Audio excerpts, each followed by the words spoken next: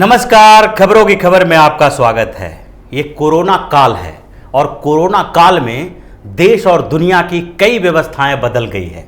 मतलब अंतर्राष्ट्रीय और राष्ट्रीय स्तर पर गतिविधियां, जो पहले से राजनीतिक गतिविधियां और अंतर्राष्ट्रीय संबंध के लेकर जो गतिविधियां चलाई जाती थी, उसका तरीका बदल गया है। भारतीय प्रधानमंत्री नरेंद्र मोदी और दुनिया के अलग अलग देशों के राष्ट्राध्यक्ष जो हैं, एक दूसरे से मुलाकात नहीं कर पा रहे हैं, न एक दूसरे के यहाँ आना जाना हो पा रहा है। ऐसे में राष्ट्रीय स्तर पर भी राजनीतिक पार्टियां अपना स्ट्रेटजी बदल रही है और जो अगले कुछ महीने तक ये पब्लिक मीटिंग, जनसभाएं और ऐसे रैलियों पर जो प्रतिबंध रहेगा, उसके लिए नई तकनीकों का इस्तेमाल कर रही है। और इसी तरह से भारत के प्रधानमंत्री नरेंद्र मोदी ने भी एक नई तकनीक को आधार बनाया है अंतर्राष्ट्रीय संबंधों को मजबूत करने के लिए। नई तकनीक की जहां तक बात होती है तो प्रधानमंत्री नरेंद्र मोदी इसके आदी हैं और ये पहले भी इस तरह की तकनीकों का बेहतर इस्तेमाल करते रहे हैं। अगर आप 2014 के लोकसभा चुनाव को देखें तो भारतीय जनता पार्टी ने जिस तरह सोशल मीडिया का इस्तेमाल करके युवाओं को अपने पक्ष में जोड़ा था, वैसे दूसरी पार्टियां नहीं कर पा रही थी। और ऐसी ही स्थिति आज हो गई है। उसी तकनीक के इस्तेमाल की ज़रूरत आज भी पड़ गई है और उसी तकनीक का इस्तेमाल करके नरेंद्र मोदी पूरे दुनिया के नेताओं के साथ बातचीत कर रहे हैं और भारत की ताकत को बढ़ा रहे हैं। भारत ने जिस तरह से अंतर्राष्ट्रीय संबंधों को बेहतर करने की कोशिश की है और उसके लिए जो रणनीति बनाई है, वो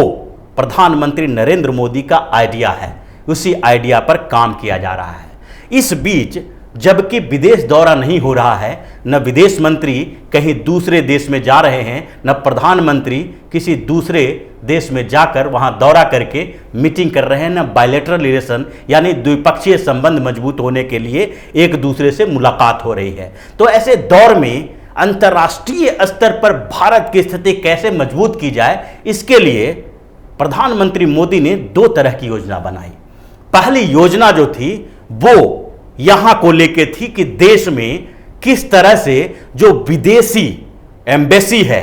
जो अलग अलग देशों के यहां एम्बेसी और हाई कमीशन हैं, वहां के अधिकारियों के साथ अच्छे संबंध, बेहतर संबंध बनाया जाए। इसके लिए विदेश मंत्री एस जयशंकर को यहां पर लगाया गया। मोदी ने बोला कि अब विदेश मंत्रालय उन अधिकारियों के साथ संपर्क बनाए और उसे और मजबूत करे जो यहां पर एम्बेसी और हाई कमीशन में बैठे हुए हैं। ऐसे हमेशा से इस बात की शिकायत एम्बेसी और हाई कमीशन के अधिकारियों की रही है कि उनका भारत के जो विदेश मंत्रालय है वहां से संपर्क बहुत कम रहता है। कभी कभी जब बहुत जरूरी ऐसी स्थितियां आती है, तभी दूतावास या फिर उच्चायोग के अधिकारियों को विदेश मंत्रालय से संपर्क का मौका मिलता है। अब इस गैप को दूर करने का यह सबसे बेहतरीन समय था और प्रधानमंत्री मोदी ने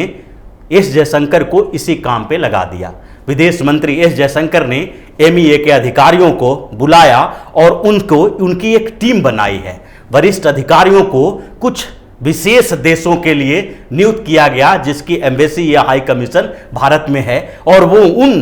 कुछ देशों के जो रीजन वाइज ये निर्धारित किए गए कि यूरोप के देशों में से किन किन देशों को किस ग्रुप में रखा जाए, अमेरिका को किस प्रायोरिटी के तहत रखा जाए, मिडिल ईस्ट के देशों को किस प्रायोरिटी के तहत रखा जाए, या फिर लैटिन अमेरिकी देशों के साथ कैसे संबंध बनाया जाए। इसके आधार पर विदेश मंत्रालय में टीम बनाई गई है और उस टीम का काम है कि अलग अलग एम्बेसी में उनके अधिकारियों से बातचीत करके एक लाइट मोड में दोनों देशों के संबंधों को बेहतर करने की कोशिश करना। तो ये दो तरह का संवाद यहां पर हो रहा है और ये टेलीफोन वीडियो कॉन्फ्रेंसिंग के तहत इस संवाद को आगे बढ़ाया जा रहा है और दोनों देश के जो मजबूत संबंध बनाने की कोशिश की जा रही है। तो ये पहला स्तर है जिसमें विदेश मंत्रालय के अधिकारियों को लगाया गया है। दूसरी तरफ विदेश मंत्री एस जयशंकर को भी इस काम पे मोदी ने लगा दिया है। जो विदेश मंत्री एस जयशंकर की अभी जरूरत क्यों है इस बात को लेके अगर आप उनका जो कैरियर है उसको देखेंगे तो पता चलेगा कि आखिरकार प्रधानमंत्री नरेंद्र मोदी ने एक गैर राजनीतिक व्यक्तित्व को विदेश मंत्री क्यों बनाया था। उनका इंपॉर्टेंस अभी दिखाई पड़ रहा है। एस जयशंकर पहले विदेश सचिव रह चुके थे और उससे पहले जो भारतीय विदेश सेवा के ये अधिकारी हैं और कई देशों में ये राजदूत रह चुके हैं। यूएस में भी राजदूत रह चुके हैं, चाइना में भी रह चुके हैं, सिंगापुर के हाई कमिश्नर रह चुके हैं। तो इन चीजों का पूरा अनुभव उनके पास है और इस अनुभव का फायदा अब उन्हें मिल रहा है। वो इस बीच अलग अलग रीजन के विदेश मंत्रियों से अलग अलग रीजन को उन्होंने आइडेंटिफाई किया है और यह तय किया गया है कि किन देशों में कोरोना के संक्रमण के बाद, मतलब ये दौर जब खत्म होगा तो उसके बाद किन देशों से हमारा इन्वेस्टमेंट ज्यादा आ सकता है, किन देशों से कैसे संबंध बनाए जा सकते हैं और जो ये कूटनीतिक संबंध हैं चाइना को मात देने की, उस पर कैसे आगे बढ़ा जा सकता है, कौन हमारा फायदा पहुंचा सकता है। इसको देखते हुए एस जयशंकर साहब कई देशों के विदेश मंत्रियों से बातचीत में लगे हुए हैं। इन्होंने कुछ दिन पहले ही जो लैटिन अमेरिका के कुछ देश के विदेश मंत्रियों के साथ बातचीत की और उसके साथ साथ मिडिल ईस्ट के कई देशों के जो मुस्लिम कंट्रीज हैं वहां के कई विदेश मंत्रियों के साथ ये संपर्क में हैं और लगातार ये कोरोना का जो संक्रमण है उस पर चर्चा से शुरुआत होती है। ये वहां के विदेश मंत्री के साथ बातचीत करते हुए ये कोरोना के संक्रमण से कैसे निपटा जाए इससे बात की शुरुआत करते हैं और उसके बाद धीरे धीरे दोनों देशों के दूसरे संबंध और मजबूत संबंध को लेकर बातचीत होती है और इस जो कोरोना संकट से निपटने के बाद जो अर्थव्यवस्था किस तरह से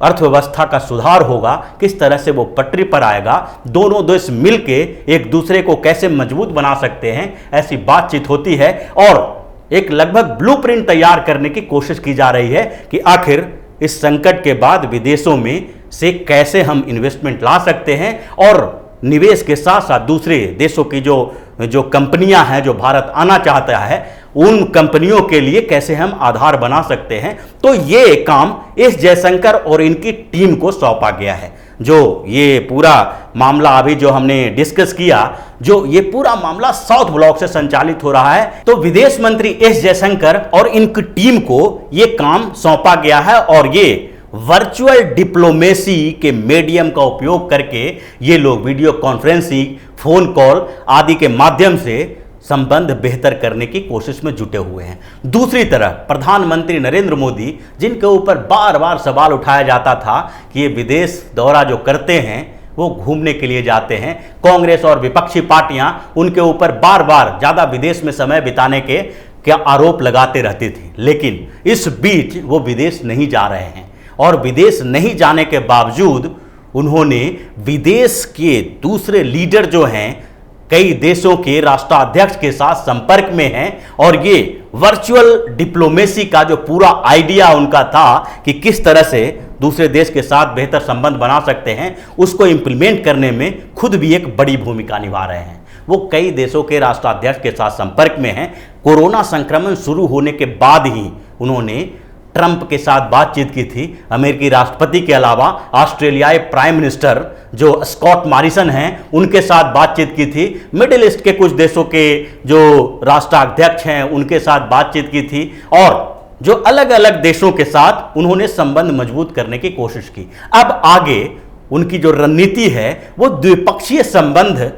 को मजबूत करने के लिए कुछ जो बैठकें होनी थी और जो दोनों देश के नेता मिलने वाले थे वो कैंसिल हो गया था, उसको आगे बढ़ाना है। ऐसी उम्मीद की जा रही है, संभावना ऐसी है कि ऑस्ट्रेलिया के प्रधानमंत्री स्कॉट मॉरिसन जो जनवरी में भारत आने वाले थे और उस समय उनकी यात्रा नहीं हो पाई, उसका कारण ये था कि ऑस्ट्रेलिया में उस समय जंगल में आग लग गई थी और जिसके कारण ऑस्ट्रेलिया की परेशानी बढ़ गई थी और उस समय भारत आना मुश्किल लग रहा था, तो इसलिए उनकी यात्रा कैंसिल हो गई। लेकिन उसके बाद कुछ समय के बाद ही जो कोरोना का संकट गहराया, उसके बाद यात्रा करना मुश्किल हो गया। अब ये बातें की जा रही है, इस पर योजना बनाई जा रही है कि प्रधानमंत्री नरेंद्र मोदी और मॉरिसन दोनों बात करेंगे एक दूसरे से, जिस तरह से एक दूसरे के साथ मुलाकात करके जो बायलैटरल रिलेशन को आगे बढ़ाया जा सकता था, उन चीजों पर, उन मुद्दों पर बात करेंगे। और चूंकि उनकी यात्रा तय थी, इसलिए दोनों देशों के बीच कुछ समझौते जो थे, वो समझौते पर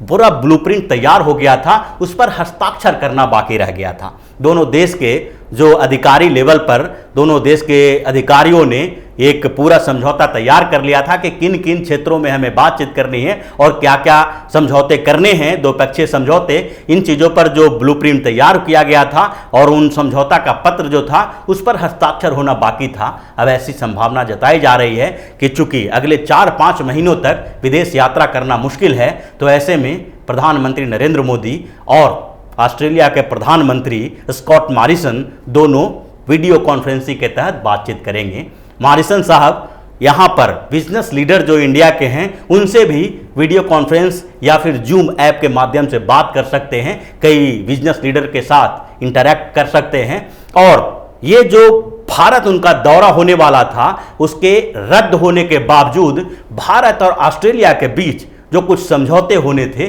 वो समझौता हो जाएगा। इसी तरह से कुछ समय पहले अगर यूके की राजनीति को देखें तो वहां पर जो ब्रिटेन की लेबर पार्टी है वो बार बार भारत और पाकिस्तान को लेकर कंफ्यूज थी। ब्रिटेन की लेबर पार्टी के जो उस समय नेता थे जेरेमी कॉर्बिन, उन्होंने पाकिस्तान के तरफ से जो कश्मीर के मुद्दे पर पाकिस्तान परस्ती होने का सबूत दिया था। उन्होंने जो सितंबर 2019 में लेबर पार्टी की बैठक हुई थी उसमें एक प्रस्ताव पारित किया था कि कश्मीर के मुद्दे पर तीसरे पक्ष को हस्तक्षेप करना चाहिए, क्योंकि अगस्त में कश्मीर से विशेष राज्य का दर्जा खत्म कर दिया गया था। और उसके बाद जेरेमी कॉर्बिन जो थे वो पाकिस्तान की तरफ अपना झुकाव दिखा रहे थे। और आपको ध्यान होगा कि उसी समय कांग्रेस पार्टी के प्रवासी जो टीम है वो जेरेमी कॉर्बिन से मिली थी और उस टीम के लोगों ने जेरेमी कॉर्बिन को पाकिस्तान, यानी पाकिस्तान की बात तो छोड़ दें, कश्मीर के मसले पर जो मानवाधिकार के हनन की बात उठाने के लिए कहा गया था, क्योंकि कश्मीर में परेशानियां बढ़ रही है, ऐसा इन लोगों ने कहा था और जेरेमी कॉर्बिन ने इनका साथ भी दिया था। लेकिन अप्रैल में लेबर पार्टी का नेता बदल गया, कीर स्टारमर को लेबर पार्टी का नया नेता बनाया गया और उन्होंने जो पहले की कॉर्बिन की नीति थी उसमें बदलाव कर दिया। और स्टारमर ने एक मीटिंग के दौरान स्पष्ट रूप से कह दिया कि भारत और पाकिस्तान के द्विपक्षीय मुद्दा जो कश्मीर में भारत और पाकिस्तान के बीच जो मसला चल रहा है उसमें तीसरे किसी हस्तक्षेप की जरूरत नहीं है। उन्होंने भारत के साथ मजबूत संबंध बनाने की वकालत की और इस तरह से लेबर पार्टी जो पहले से पाकिस्तान के रुख का समर्थन कर रहा था वो अब भारत के रुख का समर्थक बन गया। तो ये भी एक भारत की डिप्लोमेटिक जीत थी और इस डिप्लोमेटिक जीत के लिए कहीं न कहीं भारतीय नेतृत्व जिम्मेदार है। भारतीय नेतृत्व की अहम भूमिका है, जिसमें ब्रिटेन के लेबर पार्टी ने भी भारत के रुख का समर्थन करना शुरू कर दिया है। तो ये जो वर्चुअल डिप्लोमेसी के माध्यम से जो अभी के समय में बहुत जरूरी है, इस दौर में जबकि किसी प्रधानमंत्री या किसी राष्ट्रपति का, किसी विदेश मंत्री का न विदेश दौरा हो सकता है, न विदेश से कोई भारत आ सकते हैं, ऐसे समय में इस डिप्लोमेटिक माध्यम का उपयोग करके प्रधानमंत्री नरेंद्र मोदी ने भारत की ताकत काफ़ी बढ़ाई है। और यही कारण है कि कुछ समय से जो भारत में कोरोना के बाद के आर्थिक गतिविधियों की बात की जा रही है, जिसमें कहा जा रहा है कि भारत इस पूरे अवसर का, इस अपॉर्चुनिटी का फायदा उठाएगा और जो कंपनियां चीन से बाहर हट के दूसरे देशों के लिए अवसर ढूंढ रही हैं वो भारत में आएगी और उन कंपनियों को भारत में एस्टेब्लिश करने का मौका दिया जाएगा। और ये आधार इसी वर्चुअल डिप्लोमेसी से तैयार हुआ है जो मोदी ने ये पूरी आइडिया गढ़ा है और इसको आगे बढ़ाया है। तो इसी तरह की खबरों के साथ फिर से हाजिर होंगे, तब तक के लिए बने रहिए हमारे साथ, देते रहिए हमें सहयोग, ताकि इसी तरह की खबर हम आपके लिए लाते रहें। धन्यवाद।